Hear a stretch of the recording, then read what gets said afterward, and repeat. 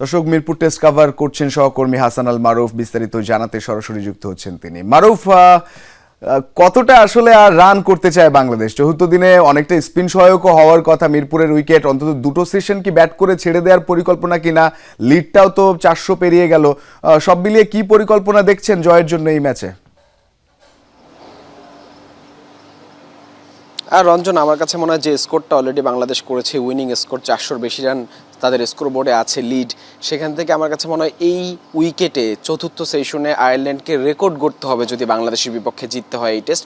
আমার কাছে মনে হয় যেই দুই ব্যাটার আছে তাদের শর্টস খেলার যে প্রবণতা দেখছি, সেই জায়গা থেকে বোঝাই যাচ্ছে হয়তো 30 থেকে 40 মিনিট বা প্রথম সেশনের আগেই হয়তো বাংলাদেশ ছেড়ে দেওয়ার একটা পরিকল্পনা আছে। 450-র কাছাকাছি লিড আমার কাছে মনে হয় বাংলাদেশ টার্গেট করেছে।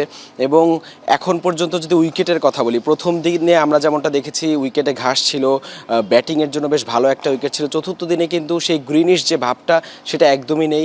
উইকেটে অনেকটাই ফাটল ধরেছে, স্পিনাররা টার্ন পাচ্ছে, উইকেটে বল লো হয়ে যাচ্ছে, পেসারদেরও আমরা দেখছি। সো এই উইকেটে আসলে এমন একটা টার্গেট খুবই টাফ আয়ারল্যান্ডের জন্য অবশ্যই।